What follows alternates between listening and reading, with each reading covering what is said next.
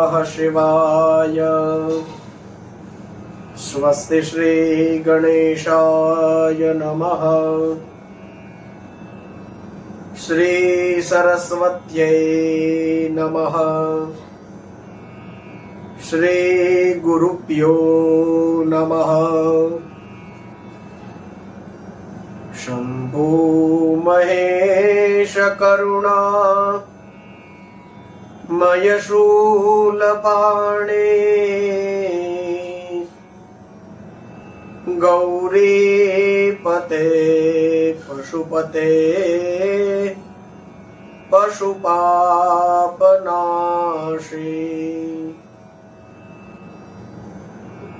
काशीपते करुणया जगदेतदेका स्त्वं हंसि पासि विददासि महेश्वरोऽसि।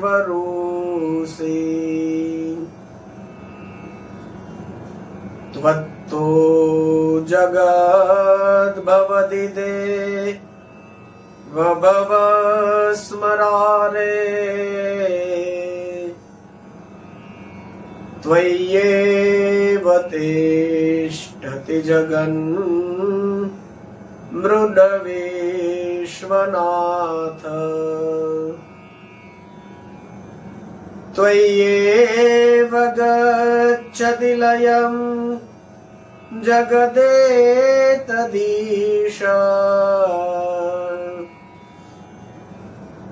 लिंगात्मकं हरचराचर विश्वरूपी। श्री सोमनाथ महादेव की जय। सद्गुरु भगवान की जय। ओम नमः पार्वती पतये हर हर महादेव हर। सौराष्ट्रे सोमनाथं च श्रीशैले मल्लिकार्जुनम् उज्जैन्यं महाकाल ओंकारं ममलेश्वर। परल्यां वैद्यनाथं च डाकिन्यां भीमशंकरम्। श्वेतबन्धे तु रामेशम् नागेशं दारुकावने। वाराणस्यां तु विश्वेशं त्र्यम्बकं गौतमी तटे। हिमालये तु केदारं दृशमेशं च शिवालये। एतानि ज्योतिर्लिङ्गानि सायं प्रातः पठेन्नर। सप्तजन्म कृतं पापं स्मरणेन विनश्यते। मृत्युंजय महादेव त्राहि मां शरणागतम्। जन्म मृत्यु जरा व्याधि पीडितं कर्म बंधने। श्री सोमनाथ महादेव की जय। आप सभी को सप्रेम जय श्री कृष्णा, जय सिया राम। सभी को प्रेम से ओम नमः शिवाय। सभी को प्रेम से प्रणाम है। आइए आज शिव कथा में प्रवेश करें।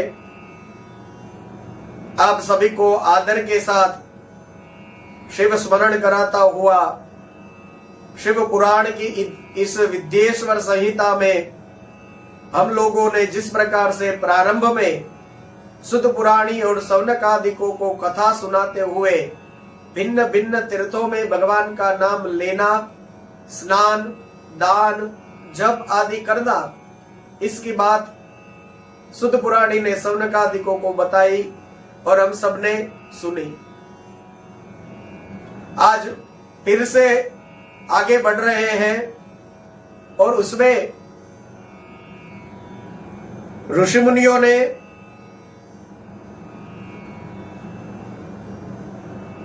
इस शिव पुराण की विद्येश्वर संहिता, जो सबसे पहली संहिता है, उसमें प्रारंभ में सदाचार के बारे में प्रश्न पूछा है। आज उनको सुनते हैं। ऋषि मुनियों ने कहा कि हे महाराज, अब आप हमको उन तीर्थों में, जैसे आपने कहा कि स्नान करना चाहिए, दान करना चाहिए, जप करना चाहिए, ध्यान करना चाहिए, तो आप अब हमें इस सदाचार के बारे में बताइए, क्योंकि धर्ममय आचार स्वर्ग प्रदान करने वाला है और अधर्ममय आचार यदि कोई करता है तो वह नरक देने वाला होता है। तो सद आचरण कैसे किया जाए उसके बारे में आप वर्णन करें। सुत पुराणी ने सदाचार पालन करने वाले ब्राह्मण, क्षत्रिय, वैश्य और शूद्र के बारे में बताया है और कहा कि यदि आप लोग सदाचार का पालन करते हैं तभी आप अपने वर्ण के अनुसार जीवन ठीक से जीते हैं। यदि सदाचार का पालन नहीं करते तो समाज में कोई भी व्यवस्था ठीक नहीं हो सकती है और यह बात हमको समझनी चाहिए। और एक बात खास हमको समझनी है, ध्यान से मेरी इस बात को सुने कि मैंने कहा कि ब्राह्मण, क्षत्रिय, वैश्य और शूद्र, अब जब इनके बारे में बात आती है तो कोई कहता है कि ब्राह्मण ऊंचा है, शूद्र नीचा है। तो इस बात को ध्यान से समझे आप। वर्ण व्यवस्था है यहां पर, यह खास ख्याल रखने जैसा है। वर्ण भेद नहीं है, वर्ण व्यवस्था है।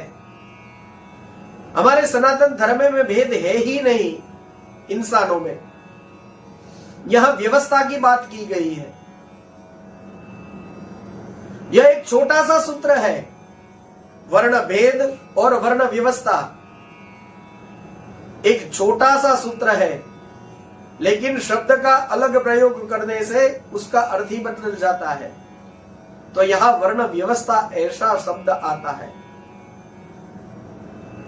और वर्ण व्यवस्था ऐसा शब्द आते ही पूरे समाज को एक सूत्र में पिरोया भी जा सकता है और सबकी सुखाकारी, सबकी सर्व प्रकार की उन्नति और आर्थिक भी उन्नति, सामाजिक भी उन्नति और हर प्रकार की उन्नति, उसका रहस्य इसमें छुपा है। बस इतना ही समझने की देर है, यह व्यवस्था है, यह भेद नहीं है। और कई लोग भूतकाल को लेकर के बैठ जाते हैं। भूतकाल जो भी हो, हम सब तो जानते भी नहीं कि जो इतिहास हमारे सामने रखा जाता है इसका कोई प्रमाण है कि नहीं। एक ने कहा, दूसरे ने कहा, तीसरे ने कहा और फिर सब लोग अपने अपने विचारों के अनुसार इतिहास लिखते हैं। तो जैसे धर्म का निर्णय करना बहुत कठिन हो जाता है कि अपनी अपनी बुद्धि के हिसाब से सब लोग अपना अपना विचार रख देते हैं, तो जब ऐसा होता है तो फिर धर्म का निर्णय करना बहुत कठिन होता है। तो इस तरह से इतिहास का भी निर्णय करना बहुत कठिन है। कुछ चीजें मिल भी जाती है पर कुछ चीजें उसमें नहीं भी मिलती है। तो नहीं मिली वस्तुओं के आधार पर हम लोग यह कह सकते हैं कि यह संपूर्ण सत्य है, इसका हमारे पास कोई प्रमाण है कि नहीं? तो हमारे पास कोई प्रमाण नहीं है। तो जो बीत गई सो बात गई। हमारे सामने जो है, हमारे इस छोटे से जीवन में हमको किसी तरह के झगड़ों में न फंसना है। तो किसी भी प्रकार के झगड़ों में ना फंस करके उन्नति की ओर सर्वदा चलते रहना, तो इसका निर्णय तो हमें खुद को ही करना है। और यह जो व्यवस्था दी गई है ऋषि मुनियों के द्वारा, तो इसमें चल करके हम अपने परम कल्याण की ओर अग्रसर हो सकते हैं, क्योंकि कल्याण ही शिव है। और हम शिव पुराण सुनते हैं तो इसीलिए ही सुनते हैं कि इसमें कल्याण का मार्ग हमको बताया गया है। तो फिर कहा गया कि जो भी वेदों का आचार, जो भी वेद का आचार का पालन करते हैं वही विप्र, ब्राह्मण, सदाचार, वेदाचार और यह सब विद्या और इन सब गुणों से युक्त है, तभी वह विप्र कहलाने के योग्य है। पहले ही ब्राह्मण जो सदाचार, वेदाचार और विद्या से युक्त है और यह सब है, तभी तो वह विप्र कहलाने के योग्य है, तभी वह ब्राह्मण है। अब क्षत्रिय की बात आती है तो पृथ्वी का पालन करे, सबकी सुखाकारी का ख्याल करे, तभी तो वह राजा हुआ ना, तभी वह क्षत्रिय है।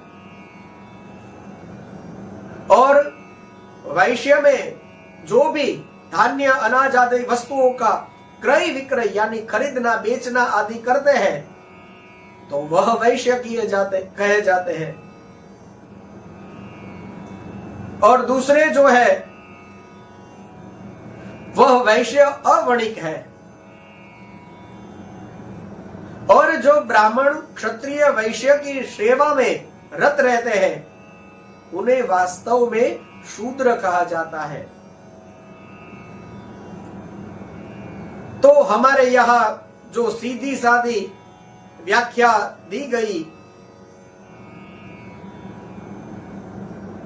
तो यह बात बहुत अच्छी है कि भाई हर एक को अपनी जिम्मेदारी सौंप दी गई कि भाई ब्राह्मण, कि भाई आपका काम है पढ़ना, पढ़ाना, यज्ञ करना, यज्ञ कराना, दान लेना, दान देना, यह सब करता है तभी तो वह ब्राह्मण है। और गो धर्म आदि की रक्षा के लिए अपने प्राणों की परवाह न करना, उदार होना, तेजस्वी होना इत्यादि सब क्षत्रियों के लक्षण है। और धन से संतुष्ट न होना, खेती करना, दूध इत्यादि का व्यापार करना, यह जो सारी चीजें हैं, कृषि, गौ रक्षा, वाणिज्य, यह सब आप करते हैं तो आप वैश्य हैं। और शूद्र जो है वह तीनों वर्णों की सेवा में लगे हैं, क्योंकि इसकी भी बहुत बड़ी जरूरत है। हाँ,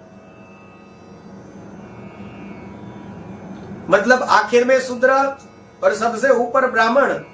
तो हमने एक ऐसी कैटेगरी बना ली है कि ब्राह्मण, फिर क्षत्रिय, फिर वैश्य और फिर शूद्र। ऊपर से हम नीचे आते हैं। पता नहीं किसने ढूंढ लिया है कि भाई पहले ब्राह्मण, फिर दूसरा क्षत्रिय, फिर तीसरा वैश्य और अंत में शूद्र। ऐसा है ही नहीं, कहां से ढूंढ लाए हैं? एक सर्कल है। अब आप सीधा चलेंगे 4 लोग तो आप बता पाएंगे कि पहला कौन है और आखिरी कौन है। लेकिन वे ही 4 लोग यदि सर्कल में गोल गोल गोल गोल घूमते हैं तो आप कैसे कहोगे कि यह पहला है और यह आखिरी है? क्योंकि वो तो गोल गोल घूमते हैं तो ऐसे ही गोल है, तो कौन पहला और कौन आखिरी? तो ऐसा है, ये ऐसा नहीं है। ये ऊपर से नीचे, पहले ये, दूसरा ये, तीसरा ये, चौथा ये, ऐसा कुछ है ही नहीं। ये सर्कल है। सब अपने अपने हिसाब से जो भी जिम्मेदारी सौंपी गई है उसको निभाते हैं। और श्रीमद् भागवत में तो लिखा है यद वृत्त्या तृष्यते हरि, श्री हरि इस शूद्रों की वृत्ति से, सेवा की वृत्ति से प्रसन्न होते हैं। जो कोई भी सेवा करता है तो वो उससे भगवान श्री हरि प्रसन्न होते हैं।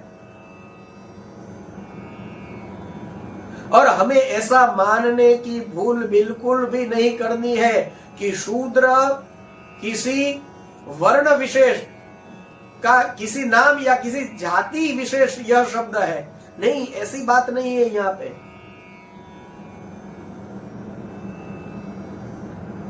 यह किसी वर्ण विशेष के लिए है या किसी जाति विशेष के लिए तो बिल्कुल भी नहीं है। कर्म से वर्ण बने हैं तो हम भी अपने घर को जब साफ सफाई करते हैं, हम अपने घर में, तो हम शूद्र होते हैं। जब घर में पूजा पाठ करते हैं, स्वाध्याय करते हैं अपने परिवार के साथ बैठ करके, कोई भगवान की स्तुति ऐसा कुछ करते हैं, तो हम भी ब्राह्मण हैं। यदि घर में साफ सफाई करते हैं तो हम शूद्र हैं।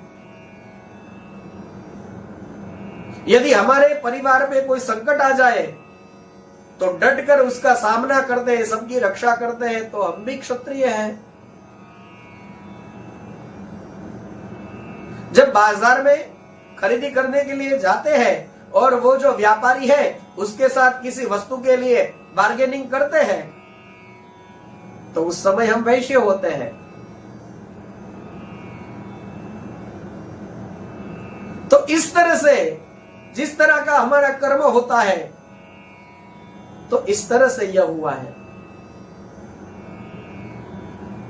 और जब आप बच्चों को कुछ अच्छी बात सिखाते हैं, कुछ पढ़ाते हैं, तो पढ़ना, पढ़ाना, यज्ञ करना, कराना यह ब्राह्मण के कर्म है, तो आप ब्राह्मण भी है। सत्संग करते हैं तो आप ब्राह्मण हो जाते हैं। तो ये जो कुछ भी चीजें मैंने बोली, जो बात बोली, यह हम हमारे जीवन में करते ही है।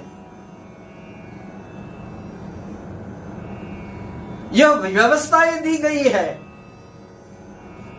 और इन व्यवस्थाओं में समाज को सुरक्षित रखना और समाज की सर्व प्रकार से उन्नति कराना, यही काम है इसका।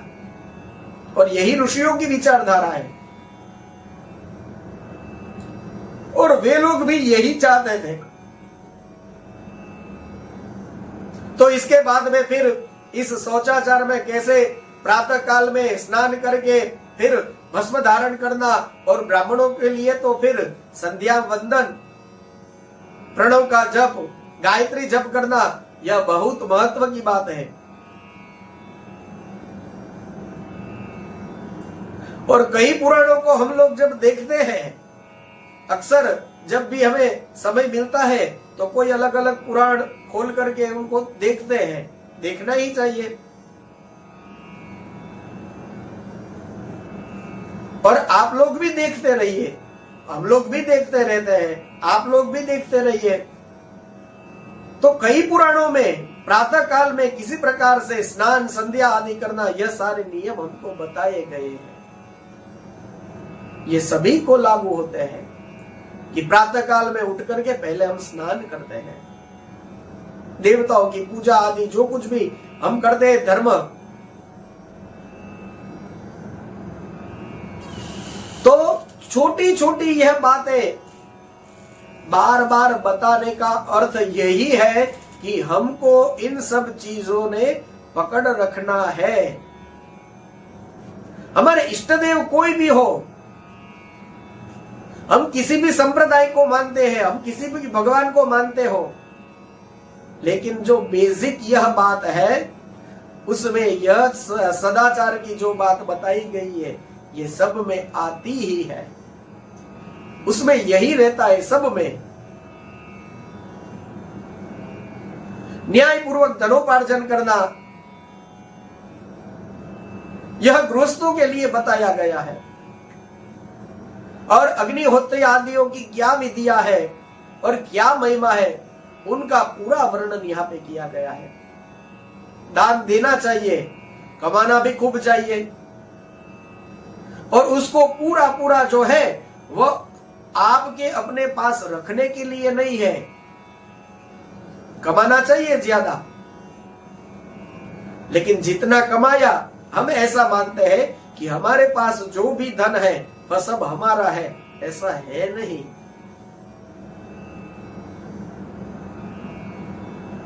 वह सब अपने आपके लिए, अपने के लिए ही नहीं है। आप जो कमाते हो उसमें से आप जो खा सकते हो बस वही आपका है। आप जो कमा रहे हो उसमें से आप जो खा सकते हो वही आपका है, और उससे भी आगे कहूं तो जो आप बचा सकते हैं वह आपका है। इसके अलावा और कुछ भी नहीं है। आपके पास है लेकिन आपका नहीं है। ब्रह्मलीन गोलोकवासी विश्ववंद्य पूज्य दादाजी कृष्ण शंकर शास्त्री जी ऐसा कहते थे कि संपन्नों की संपत्ति का समाज में समभाग, सब स्नेह समर्पण हो गया तो समझो यज्ञ हो गया। अभी हम सोचते हैं कि घर में यज्ञ करना चाहिए। हाँ, करना चाहिए। मैं ऐसा नहीं कहता कि यज्ञ नहीं करना चाहिए, यज्ञ बंद कर दो, नहीं करना चाहिए। हमारा धर्म कहता है, हमारे वेद कहते हैं, करना ही चाहिए। पर यहां शिव पुराण में लिखा है कि संपन्नों की संपत्ति का समाज में समभाग से और सस्नेह, देखिए सस्नेह, प्रेम से, जबरदस्ती से नहीं, सस्नेह समर्पण हो गया तो समझो गृहस्थों का यज्ञ हो गया। अब यज्ञ क्या है? बोले आपके पास अपनी जरूरत से ज्यादा जो है तो समाज में आप अपनी दृष्टि को फैलाओ और उसमें देखो, जरूरत जितना भी जिसके पास नहीं है उसको आप प्रेम पूर्वक प्रभु का प्रसाद मान करके दो, तो जो वह देते हैं वह यज्ञ ही करते हैं। समझ में आया? यदि जरूरत से ज्यादा आपके पास भगवान ने दिया है तो अपनी दृष्टि से समाज में देखो, और जिनके पास जरूरत की जितना भी नहीं है तो वहां जाकर के उसको हम प्रेम से देते हैं, तो यह यज्ञ ही हुआ। वो नहीं जैसे सत्यनारायण भगवान की पूजा आपके यहां होती है और फिर बाद में जब प्रसाद बांटना होता है तो हम सभी लोगों को बुलाते हैं कि भाई 2-4 लड़के आ जाओ और सबको ये प्रसाद बांट दो, और सभी के हाथ में एक एक थाल थमा देते हैं कि आप सबको प्रसाद बांटो। तो फिर वह जो बांटने वाला, मतलब जो प्रसाद देने वाला है, वह प्रसाद देता है लेकिन उसके मन में ऐसा कोई अभिमान नहीं होता कि मैं दे रहा हूं, क्योंकि वह प्रसाद बांट रहा है, वह तो सेवा कर रहा है।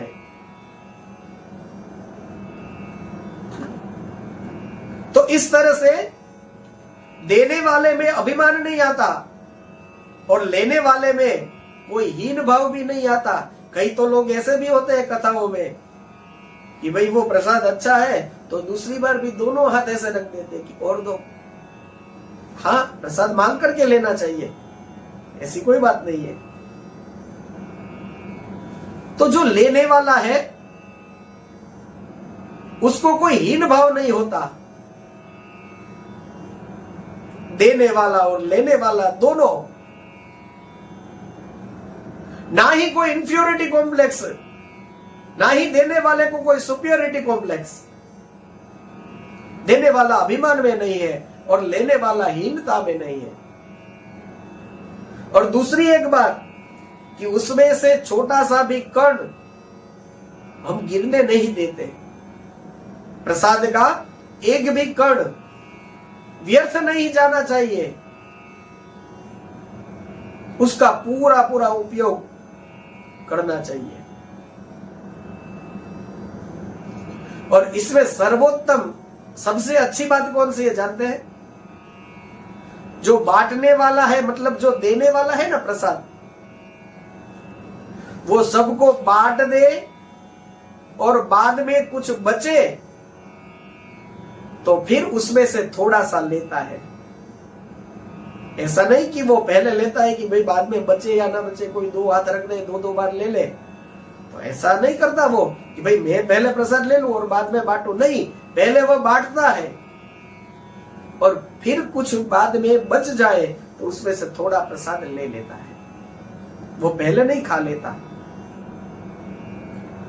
तो यह सारी चीजें जो हमारे पास है, धन है,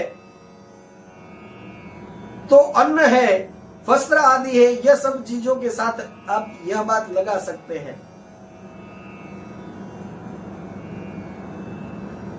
तो इसमें ऐसा है, आगे बढ़ जाऊं कि आप इस पर थोड़ा सा विचार करिएगा, चिंतन करिएगा। मैंने जो भी बात कही कि जो हमारे पास जरूरत से ज्यादा है, तो समाज में जिनके पास थोड़ा सा भी नहीं है उनको प्रेम से बांटिए। तो इस पर आप विचार करिएगा, चिंतन करिएगा। और ये सारे जो वीडियो होते हैं हम YouTube पर भी पोस्ट कर ही देते हैं, और इसी से ये जब जाए तब आप खोल करके इसको सुन सकते हैं। तो यह जो सारा खजाना है वो वैसे ही रहेगा आपके पास। आपके पास घर में शिव पुराण होगा, न हो तो आप बसा भी सकते हैं और उसमें खोल करके पढ़िए, यह सारी चीजें आपको देखने को मिल जाएंगी और विस्तार से मिलेगी। यहां तो समय की मर्यादा है, इसलिए जो कुछ है पॉइंट वो मैं रख देता हूं, लेकिन आप लाइए, पढ़िए, खोल के देखिए, ये सारी चीजें आपको इसमें मिलेंगी। और फिर आप अपने अनुभव के अनुसार, आपकी उम्र जो हो उसके अनुसार, आपके जो भी अनुभव हो उसके अनुसार आप इस बात पर सोचिएगा। यह मैं कह रहा हूं कि ये बात कोई विपुल भाई ने कही, इस हिसाब से इसको इस अर्थ में नहीं ले, मैं तो इसमें माध्यम बना हूं।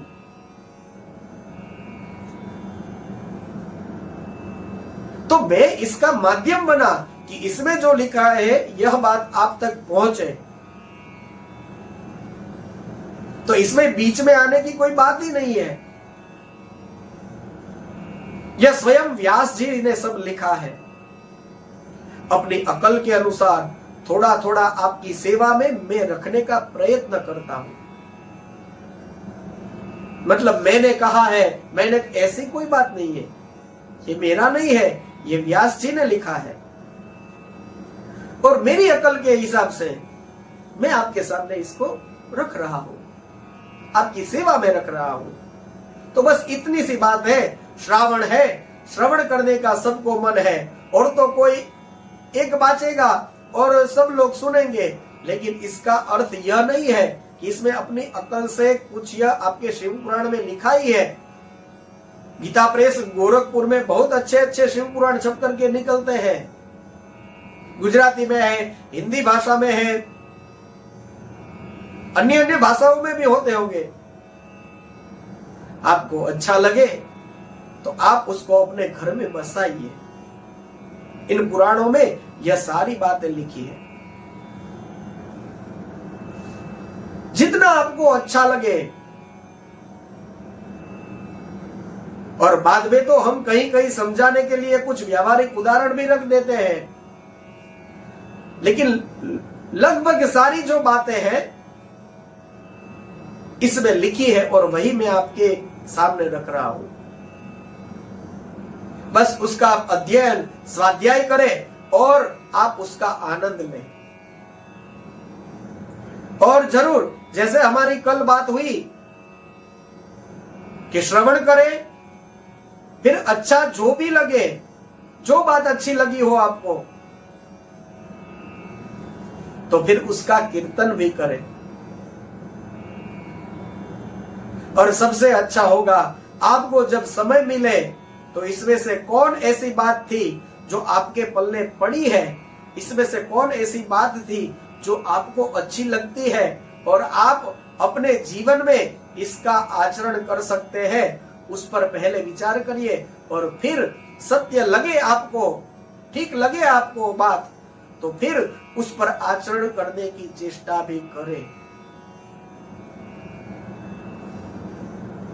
उसी को तो निधिध्यासन कहते हैं। तो श्रवण, फिर मनन और फिर निधिध्यासन, यह विक्रम है। अब ऋषि मुनियों ने इस शौचाचार के बारे में, सदाचार के बारे में प्रश्न पूछा है कि अग्नि यज्ञ क्या है, देव यज्ञ क्या है, ब्रह्म यज्ञ क्या है, इसका वर्णन करिए। सुद पुराणी ने क्योंकि प्रश्न पूछा है ऋषि मुनियों ने, तो वे जो भी जानना चाहते हैं प्रेम से कहना शुरू किया है। इसमें कहा है कि गृहस्थ व्यक्ति को अग्नि में सायंकाल और प्रातः काल में यह जो चावल वगैरह की जो आहुतियां दी जाती है, खीर वगैरह की वो आहुतियां दी जाती है, उसको अग्नि यज्ञ कहते हैं। यह शिव पुराण में ही यह शब्द मिलेगा आपको, अग्नि यज्ञ किया जाता है। यानी कई लोगों के, मैं ऐसे कई लोगों को जानता हूं जिनके नियम होते हैं, नित्य प्रातः काल और सायंकाल में अग्नि में आहुतियां देते हैं, यह अग्नि यज्ञ है। और यदि कोई ब्रह्मचर्य आश्रम में है तो उसको तो फिर खीर वगैरह पता नहीं कहां से वह लाएगा, इसलिए केवल काष्ठ की आहुति देते हैं वह लोग जो ब्रह्मचारी है, तो वो उसका अग्नि यज्ञ हो गया। कि भाई जो गृहस्थी है तो वो तो खीर वगैरह बना करके अग्नि में आहुति दे सकता है, लेकिन जो ब्रह्मचारी है तो कहते हैं कि काष्ठ की आहुति देने से उसका अग्नि यज्ञ हो गया। तो इस तरह से इंद्र आदि समस्त देवताओं को उद्देश्य में रख करके अग्नि में जब हम आहुति देते हैं तो वह इंद्राय स्वाहा, अग्नये स्वाहा, यमाय स्वाहा आदि जो करते हैं यह देव यज्ञ कहा जाता है। और फिर कहा है कि वेदों का जो नित्य अध्ययन और स्वाध्याय आदि किया जाता है इसको ब्रह्म यज्ञ कहते हैं। बिना अग्नि के देव यज्ञ कैसे हो सकता है, इसके बारे में श्री सुद पुराणी यहां कहते हैं कि महादेव जी ने बिना अग्नि के देव यज्ञ किस तरह से संपन्न हो सकता है, इसके लिए महादेव जी ने वारों की कल्पना करी है। सोमवार, मंगलवार, बुधवार, यह जो हम कहते हैं इन वारों की कल्पना करी है। कहते हैं कि भगवान ने स्वयं सबसे पहले अपने वार की कल्पना करी जो आरोग्य प्रदान करने वाला है। इसके बाद में उन्होंने माया शक्ति का वार बनाया जो संपत्तिदायक है। इसके बाद में फिर जन्म से ही दुर्गति को प्राप्त बच्चों की रक्षा के लिए उन्होंने कुमार के वार की कल्पना करी है। इसके बाद में सब लोगों के हित की इच्छा से भगवान महादेव जी ने भगवान विष्णु जो लोक रक्षक है उनका वार बनाया है। और इसके बाद में फिर सब लोगों की पुष्टि और रक्षा के लिए आयु करता त्रिलोक सृष्टा परमेश्वर ब्रह्मा जी का वार बनाया है, जिसके द्वारा संपूर्ण जगत के आयुष्य की सिद्धि हो सकती है। और इसके बाद में लोग पुण्य भी करते हैं और पाप भी करते हैं, दोनों करते हैं। तो उन लोगों को शुभ और अशुभ दोनों प्रकार के फल देने के लिए भगवान शिव ने इंद्र और यम के वारों का निर्माण किया है। यह दोनों वार क्रमशः भोग प्रदायक तथा लोगों के मृत्यु के भय को दूर करने वाले हैं। तो यह वार बना करके भगवान महादेव ने सूर्य आदि 7 ग्रहों को क्रमशः सभी वारों का अधिपति सूर्य को बनाया, सूर्य को सभी वारों का स्वामी निश्चित किया। भगवान शिव के वार अथवा उनका जो दिवस है उसके स्वामी सूर्य है। शक्ति संबंधी जो वार है उसके स्वामी सोम है। कुमार संबंधी दिन के मालिक मंगल है। विष्णु वार के स्वामी बुध है। ब्रह्मा जी के वार के अधिपति बृहस्पति है। इंद्र के वार के स्वामी शुक्र है। यम के वार के स्वामी जो है वह शनिश्चर है। इस प्रकार से सूर्य आरोग्य के, चंद्रमा संपत्ति के दाता है, मंगल व्याधि का निवारण करता है, बुध पुष्टि देते हैं, बृहस्पति आयु की वृद्धि करते हैं, शुक्र भोग देते हैं, शनिश्चर मृत्यु का निवारण करते हैं। इस प्रकार 7 वारों का क्रमशः फल बताया गया। अब आप मुझे यह बताइए, इसमें कोई भी फल आपको बुरा लगा क्या? कई बार हम कहते हैं यह बार अच्छा नहीं है, यह बार अच्छा नहीं है। अब देखिए, जो जो भी वार थे मैंने आपके सामने रखे, उसके देवता कौन है और उसका फल क्या है, उस वार का मैंने आपके सामने रखा। इसमें कोई कुछ बुराई आपको दिखी है ही नहीं। तो इसलिए ज्यादा इन सब चीजों से डरना नहीं है। सभी ग्रह अपना अपना फल देते हैं, यह बिल्कुल सत्य है। ज्योतिषी जो कहते हैं भगवान वेद नारायण के चक्षु है, ज्योतिष मतलब भगवान वेद नारायण के चक्षु मतलब आंखें हैं। यथा शिखा मयूराणाम नागाणाम मनयो यथा तद्वत् वेदांग शास्त्राणाम ज्योतिषम नेत्रमुपते। तो जो ज्योतिष विद्या है वह भगवान वेद नारायण की आंखें के रूप में है। शास्त्र संपूर्ण रूप से सत्य ही होते हैं, लेकिन क्योंकि जब हम भक्ति मार्गीय शास्त्र को लेकर बैठे हैं और शिव पुराण में भक्ति मुख्य है, तो इस भक्ति मार्गीय शास्त्रों को लेकर के जब हम बैठेंगे तो व्यास जी इसमें जो निरूपण करेंगे वह निरूपण भक्तिय मार्गी होगा। इस वजह से इसमें हर जगह भगवान महादेव का अमोघ अनुग्रह आपको दिखता ही रहेगा। और हमको यह इस तरह से प्रेरणा करते हैं कि कोई बार खराब न माने, किसी दिन को खराब न माने, और भगवान महादेव का स्मरण करके आप अपना जो भी अच्छा काम करते हैं उसको करते रहे, अपने विश्वास को बनाए रखे, अपनी श्रद्धा की डोर को भगवान महादेव के चरणों में मजबूती से बांध कर रखे, और इसको याद रखे कि सूर्य नारायण का वार है, आज तो वह हमें आरोग्य देंगे। चंद्रमा का वार है, आज वह हमें संपत्ति देंगे। कल मंगलवार था तो वह हमारी व्याधि का निवारण करने वाला वार था।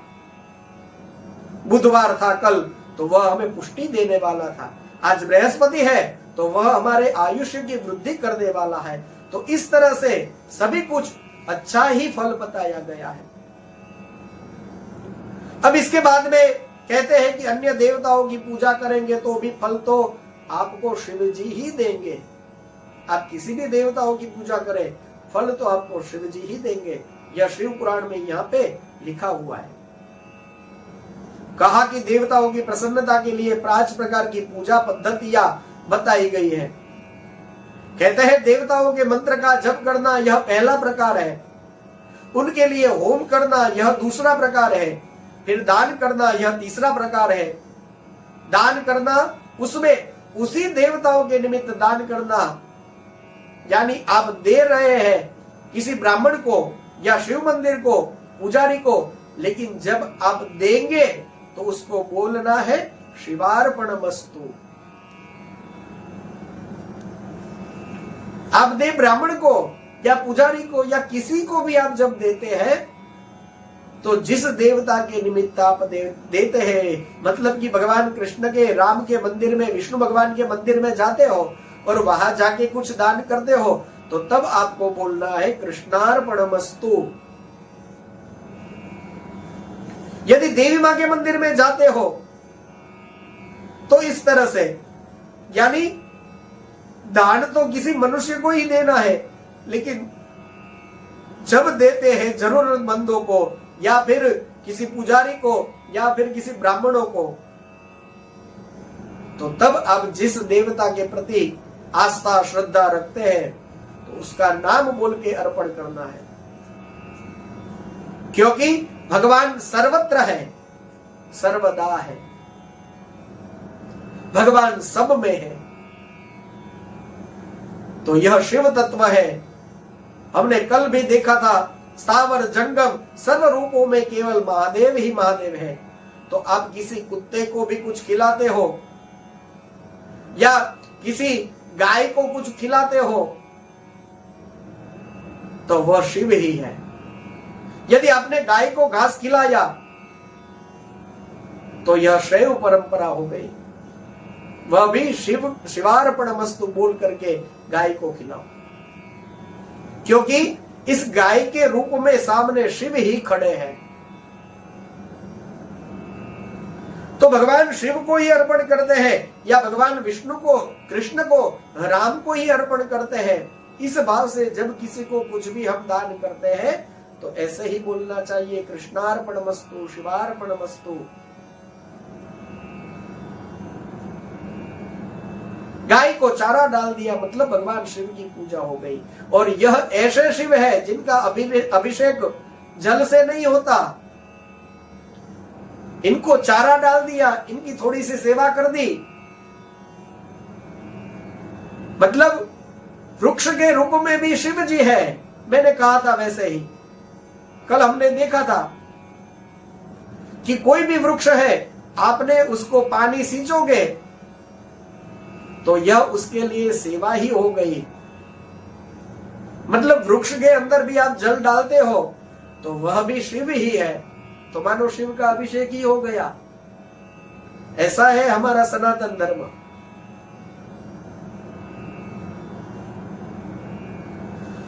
तो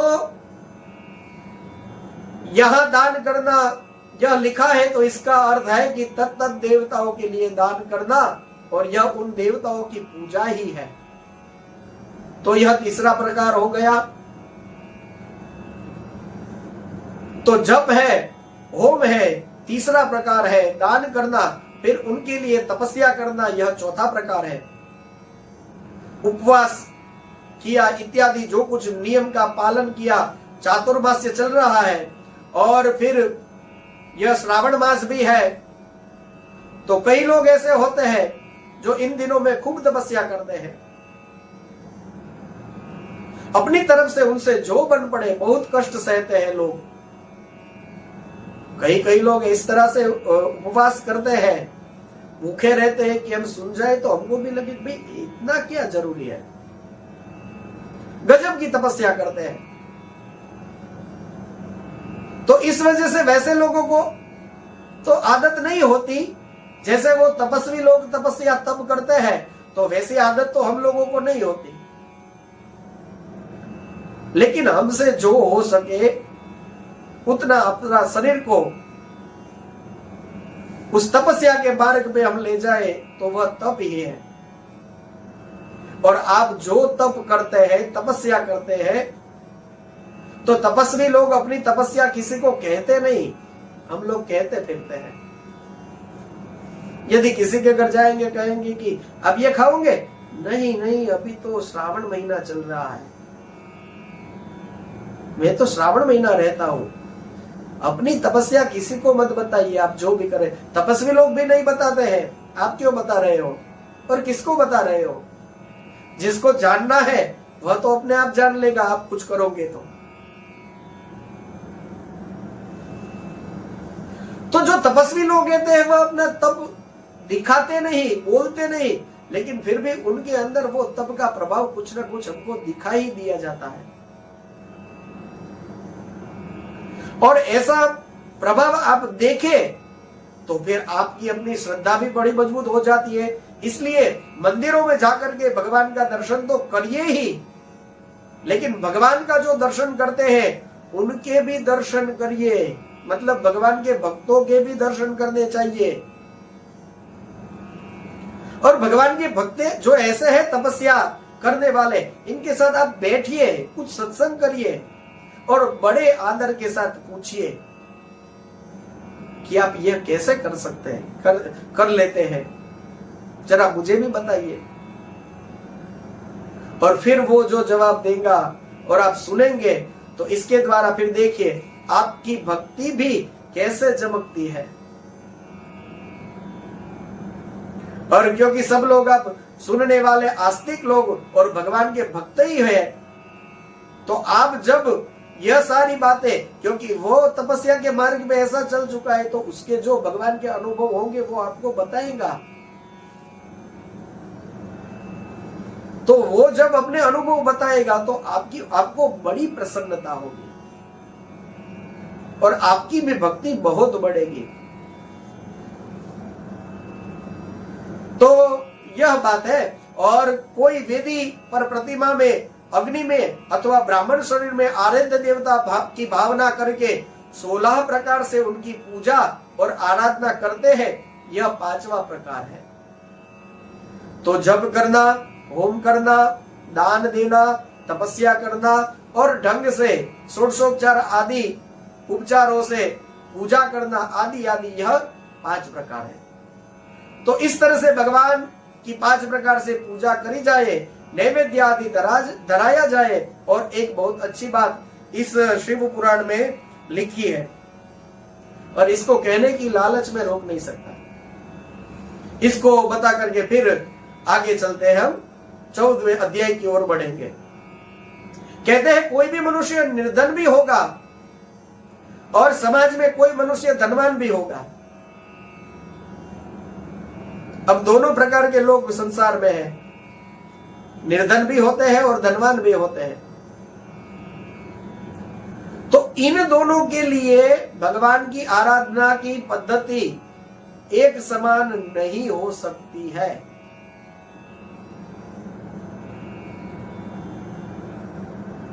जो अपना 2 वक्त का खाना भी मुश्किल से जुटा पाता है, उसको यदि शिव जी की आराधना करनी हो तो उसका श्रावण कैसे चला जाएगा। 2 वक्त की रोटी जुटाने के लिए वह मेहनत करता है, और हम बोले कि भाई श्रावण महीना है, भगवान शिव के मंदिर में जाओ, भगवान की पूजा करो, ये करो, वो करो, वो करो। वो बोलेगा भाई 2 वक्त की रोटी का भी समय जुटाने के लिए समय मेरे पास कम पड़ता है, मैं कहां ये सब करने बैठूं। तो वो पूजा नहीं कर सकता क्या? तो फिर ऋषि मुनियों ने हम लोगों को बहुत प्रैक्टिकल रूप में यह समाधान दिया और स्पष्ट लिखा है कि निर्धन मनुष्यों को तपस्या और धनवान लोगों को धन द्वारा देवता की आराधना करनी चाहिए। कितना प्रैक्टिकल है। निर्धन मनुष्य जिसके पास धन नहीं है, समय नहीं है, वैसा मनुष्य तपस्या करे, यानी व्रत आदि द्वारा कष्ट सहन करे, और वह उसके वैसे ही उसके नित्य क्रम में जो मेहनत करता है, यह सारी चीजें कष्ट सहने की तो होती ही है, और उसमें केवल उसको शिव स्मरण मिला दे तो वह जो उसका जो कष्ट सहता है पूरे दिन, तो उसमें शिव जी का स्मरण मिलते ही वह तपस्या का रूप ले लेता है। मतलब कोई मजदूर मजदूरी करता है तो पूरे दिन में वह कष्ट तो सहन करेगा ही, तो उस कष्ट में यदि वह शिव जी का स्मरण मिला दे तो फिर वह तपस्या का रूप ले लेती है। तो यही सारी बातें हैं। आप वैसे ही घूमने के लिए हरिद्वार जा रहे हैं, सभी लोग हरिद्वार जाते हैं, तो हरिद्वार जा रहे हैं, उसमें फिर गंगा स्नान का हेतु मुख्य, या फिर गंगा किनारे बैठ करके कोई अनुष्ठान करना है, यह कह करके आप भगवान के उसमें रख दिया, तो मुख्य हेतु के रूप में तो भगवान का नाम ही आ गया। आप वैसे ही हरिद्वार चले जाइए और मन में ऐसा संकल्प करिए कि मैं अनुष्ठान के लिए या गंगा स्नान के लिए हरिद्वार जा रहा हूं, तो जब केंद्र में मुख्य में भगवान आ जाते हैं तो भगवान नाम का अनुष्ठान, गंगा स्नान इत्यादि सब प्रधान हेतु हो गया। तो आप वैसे ही हरिद्वार भी गए हो, तब भी आपके मन में परमात्मा है, तो वह यात्रा का ही फल देता है। और यदि भगवान मन में नहीं है तो फिर वहां जाकर भी हरिद्वार जाकर के भी अच्छा होटल कहाँ है, अच्छा खाना कहां मिलता है तो वो खाना ही खोजता रहेगा। तो आप हरिद्वार भी गए, लेकिन फिर भी हो सकता है कि उसमें यात्रा वाले नियमों का आपने पालन नहीं किया, यात्रा वाली भावना आपकी नहीं रही, तो जैसी भावना होती है वैसा फल मिलता है। यादृशी भावना यस्य सिद्धिर्भवति तादृशी।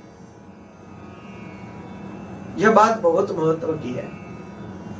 इसलिए मैंने कहा था कि दुनिया के किसी भी कोने में आप बैठे हैं, आपके चित्त में परमात्मा है, तो आप कहीं तीर्थ में ही बैठे हैं ऐसा मान लें,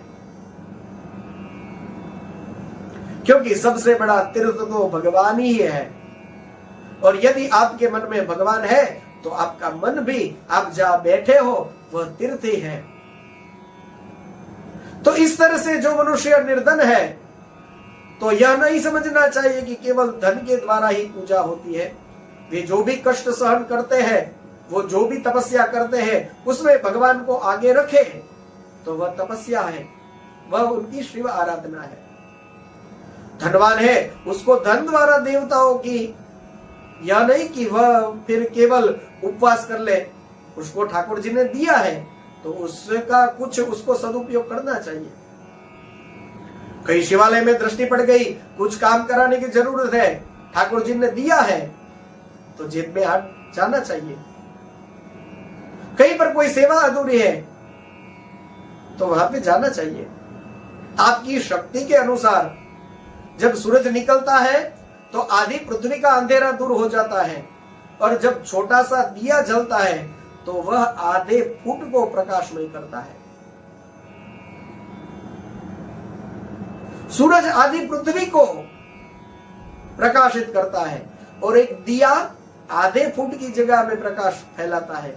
लेकिन ना ही सूरज अपने काम में कभी भी काम चोरी करते हैं, और ना ही वो छोटा सा दिया जो है वह अपने काम में काम चोरी करता है। सब अपनी अपनी शक्ति के अनुसार काम करते हैं। और क्या?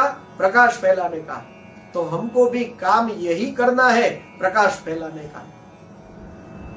इसकी शक्ति इतनी है, इसलिए वह इतने में प्रकाश करता है, लेकिन प्रकाश करता है। अब सूरज का या दिए का काम ही यही है, प्रकाश फैलाने का। तो अपनी शक्ति अनुसार जो है वह करता है। तो इस तरह से यदि कोई धनवान है तो धनवानों को भी कई कैटेगरी होती है। तो आप जिस तरह से आप धनवान हो, आपको यह अच्छा लगेगा कि आपके किसी ना किसी निमित्त से अपने धन का इस तरह से सदुपयोग करते रहे। और जो हम बात कर रहे थे, यज्ञ करें, क्योंकि संपन्न व्यक्तियों के पास जो संपत्ति है उसमें भी अपने उपयोग से ज्यादा है। तब एक खास ख्याल रखना है कि आपकी संपत्ति सबसे पहले आपके काम में लगनी चाहिए, इसके बाद में अपने परिवार के काम लगनी चाहिए, इसके बाद में अपने सगे संबंधियों के काम लगनी चाहिए, इसके बाद आपके आस पड़ोस वाले को काम लगनी चाहिए, इसके बाद आप अपने शहर वालों के काम लगानी चाहिए। और इस तरह से धीरे धीरे धीरे आगे बढ़ के जो सूर्य नारायण जैसा वे आधी पृथ्वी का अंधेरा भी एक साथ दूर कर सकते हैं। तो इस तरह से कई कैटेगरीज भगवान ने रखी है। तो लक्ष्मी जी की जिस पर जिस तरह से कृपा हो, काम हमको प्रकाश फैलाने का ही करना है, काम हमको शिव का ही करना है, मतलब कल्याण का ही करना है।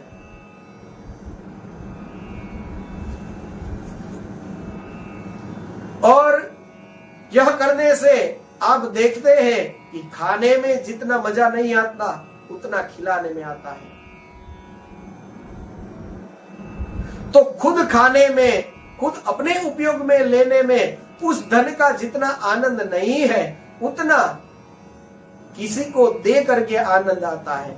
मतलब जो रसोई में माताएं बहनें रसोई बनाती है और बहुत अच्छी रसोई बनी और परिवार सब मिल करके सब खाते हैं और फिर आनंद से कहते हैं आज तो बड़ा मजा आया, बड़ा मजा आया, और सब ने पेट भर भर के खाया हो, वो जो बनाने वाली माता होती है ना, उसको तो अंत में ही भोजन करने के लिए बैठना होता है। तो फिर अच्छा बना है तो सबने ज्यादा ज्यादा खाया, तो फिर बाद में उसके लिए कुछ बचता नहीं है या कम बचता है, ऐसा कभी कभी होता है। तो देखिए, सब लोगों को प्रसन्न देख करके, तृप्त हुए देख करके, फिर वो जो बहन या वो माता जो होती है ना, तो फिर उसको वो जो कम है या नहीं भी है तो भी वो भूखी रह सकती है। उसको वैसे ही तृप्ति, सबको प्रसन्न देखा, तृप्त देखा, तो फिर उसको वैसे ही तृप्ति मिल गई। ऐसा होता है। और कई बार हम देखें कि कोई इंसान ठंडी में ठंड से ठिठुर रहा है और आपने कंबल ओढ़ा है, तो फिर आप अपना कंबल लेके उसको उठा देते हैं, तो फिर आपको इतना आनंद आएगी कि क्या कहें। उसका पावर इतना होता है कि ठंड है, आपने कंबल नहीं ओढ़ रखा, फिर भी आपको जो आनंद की प्राप्ति हुई है उससे आपको फिर ठंड नहीं लगेगी।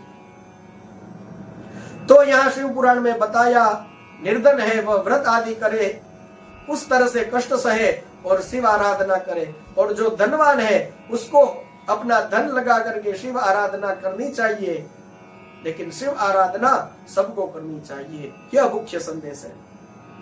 और केवल श्रावण में ही करे यह भी नहीं है, यह तो श्रावण चल रहा है, इसलिए मैं आपको अभी शिव पुराण का श्रवण करा रहा हूं। लेकिन धर्म सुनो 1 घड़ी 2 घड़ी, लेकिन इसमें से जो आपको अच्छा लगे उसको चुनो, और वह तो उसका पालन आपको हमेशा ही करना है। इसमें से कोई बात सुन ली, अच्छी लग गई तो सुना 1 या 2 बार, लेकिन फिर अब आपको अच्छा लगा तो उसको आप अपने जीवन में उतारो और फिर उसका पालन जीवन भर करो। तो इस तरह से इस शिव पुराण में यह सारी बातें बताई है। आज की कथा को हम यही विराम देते हैं। कल फिर देश काल पात्र दान आदि के बारे में जो चर्चाएं शिव पुराण में कही गई है कि कहां पर दान करने से कितना फल प्राप्त होता है, यह सारी चर्चाएं आगे फिर हम करेंगे। आज की कथा को विराम। आइए कुछ मिनटों के लिए भगवान शिव का स्मरण करें, भगवान का नाम लें। ओम नमः शिवाय, ओम नमः शिवाय, हर हर भोले नमः शिवाय, ओम नमः शिवाय, ओम नमः शिवाय, हर हर भोले नमः शिवाय। गंगाधराय शिव गंगाधराय, हर हर भोले नमः शिवाय। गंगाधराय शिव गंगाधराय, हर हर भोले नमः शिवाय। ओम नमः शिवाय, ओम नमः शिवाय, हर हर भोले नमः शिवाय। ओम नमः शिवाय, ओम नमः शिवाय, हर हर भोले नमः शिवाय। श्री सोमनाथ महादेव की जय, सद्गुरु भगवान की जय। ओम नमः पार्वती पतये, हर हर महादेव।